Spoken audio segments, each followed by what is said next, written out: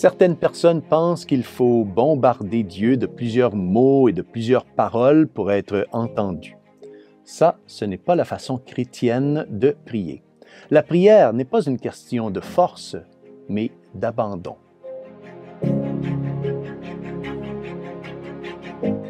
Au nom du Père, et du Fils, et du Saint-Esprit. Amen. Chers frères et sœurs, Salve Maria, et bienvenue au commentaire de l'Évangile pour aujourd'hui.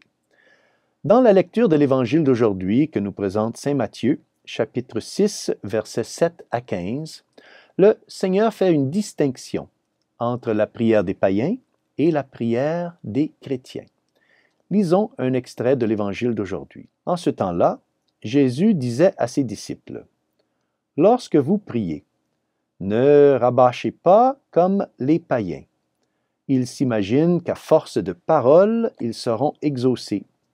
Ne les imitez donc pas, car votre Père sait de quoi vous avez besoin, avant même que vous l'ayez demandé. » Notre Seigneur établit donc ici un contraste entre la façon dont les païens prient et la façon dont ses disciples devraient prier.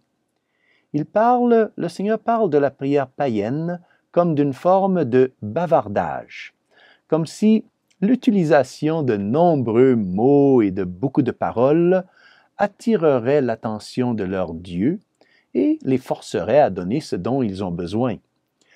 La prière païenne est donc une tentative de forcer ou de manipuler Dieu pour qu'il fasse ou donne ce que ceux qui prient demandent, ce qu'ils veulent. La prière que Jésus a enseignée à ses disciples est tout à fait le contraire. Il leur enseigne le Notre Père, où, dès le début, nous sommes invités à nous abandonner à la volonté de Dieu.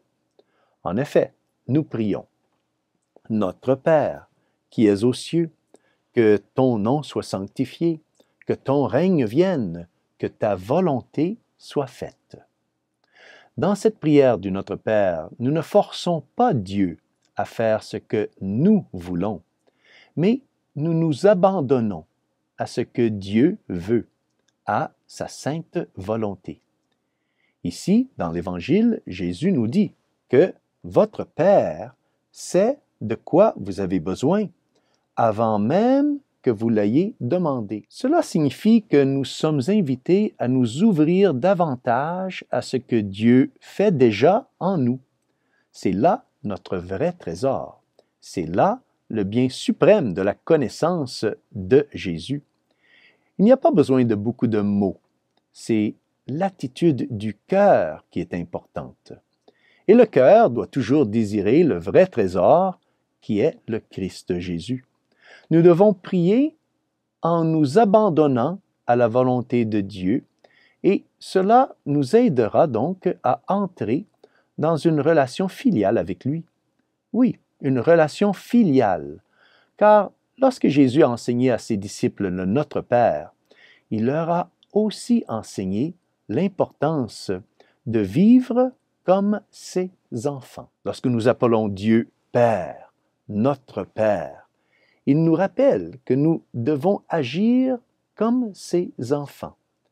C'est la seule façon de lui plaire.